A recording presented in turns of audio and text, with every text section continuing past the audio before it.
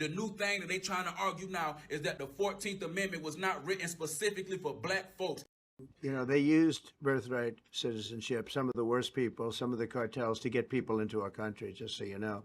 And again, I say, if you look at the end of the Civil War, the 1800s, it was a very turbulent time. If you take the end day, was it 1869 or whatever, but you take that exact day, that's when the case was filed. And the case ended shortly thereafter. This has to do with the babies of slaves. Like Trump said, the 14th Amendment was for the babies of slaves. And if y'all don't believe me, we'll go to Google and we'll ask Google our damn self. I know y'all in denial. That's what that TDS does to your brain. It makes you do mental gymnastics. But the facts say right here, according to Wikipedia, the 14th Amendment was a response to issues affecting free slaves following the American Civil War. You don't see any mention of another race, only the free slaves, black people in the United States.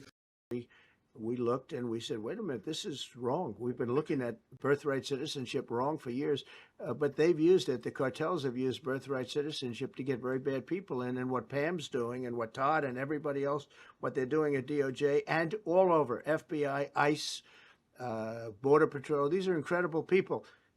They're trying to keep our country safe, and they don't want to have people come in. This is just another way that they get illegal immigrants into our country, and in some cases, very, very bad ones.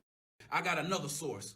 Just in case Wikipedia was being biased, I just asked a simple question. What was the reason for the 14th Amendment being ratified? And it says it right here. The 14th Amendment to the U.S. Constitution, ratified in 1868, 3 years after the Civil War, was primarily designed to guarantee citizenship and equal civil and legal rights to formerly enslaved people following the Civil War. We don't have to come out here and try to tell these lies because y'all hate Trump so much. That should be one thing y'all agree on. That is for black folks, and people have come in, talk trash about black folks, and then try to benefit off the stuff that our ancestors had to lose their lives over.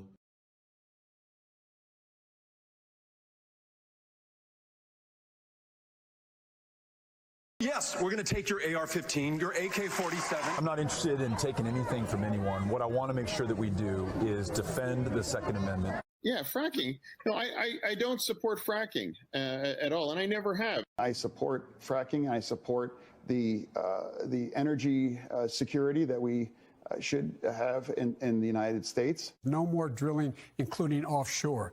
No ability for the oil industry to continue to drill, period. My administration has not stopped or slowed U.S. oil production. Quite the opposite. Islam is not our adversary. Muslims are peaceful and tolerant people and have nothing whatsoever to do with terrorism.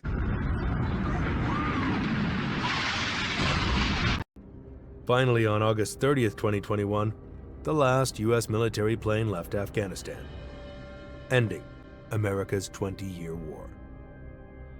When the Taliban regained power, they promised they had changed.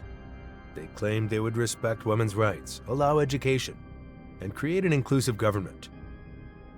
However, these promises were soon broken. Within weeks, the Taliban imposed strict rules, similar to their past rule in the 1990s. By March 2022, the Taliban banned girls from attending school beyond 6th grade, making Afghanistan the only country in the world to deny education to girls. In December 2022, they went further, banning women from universities and even stopping them from working for NGOs, crippling humanitarian efforts. Freedom of speech disappeared as well. The Taliban shut down independent news stations and arrested journalists. Many who spoke against the regime were beaten, imprisoned, or killed. We choose truth over facts. 95% effectiveness. We choose truth over facts. You deserve the freedom to be safe from COVID-19. This would be the second time the Prime Minister has tested positive. We choose truth over facts. And the vaccine is efficient. We choose truth over facts. 2 doses of this vaccine is the greatest protection that you can have. The Swedish royals are among the latest victims of COVID-19. The Swedish royal courts confirmed that Gustaf of Sweden, King Carl XVI and his wife Queen Sylvia have tested positive for the coronavirus. We choose truth over facts. You're not going to get COVID if you have these vaccinations.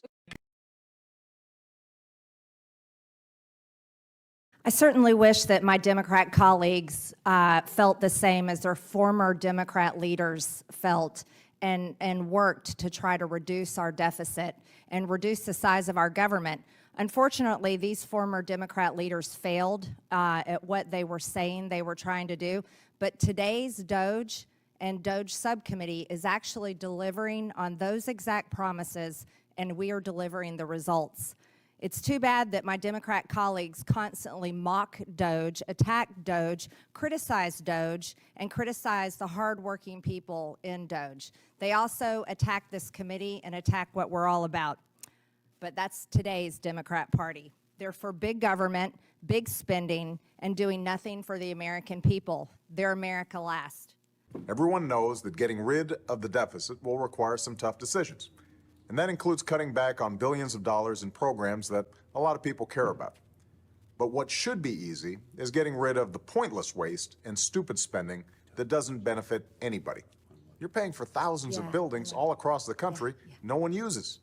Now, the government hadn't been able to sell this building and others like it because of red tape. We thought that it was entirely appropriate for our governments and our agencies to try to root out waste, large and small, in a systematic way.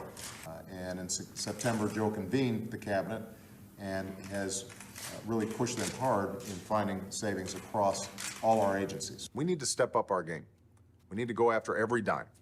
We need to make government work for you. That's why, starting today, I've asked the Vice President to lead a renewed effort to hunt down misspent tax dollars in every agency and department of this government. We're not just eliminating fraud and waste. We hope to be instilling an entire new culture that not only our administration, but every succeeding administration will in fact pursue. We're going to give you the government you expect and deserve.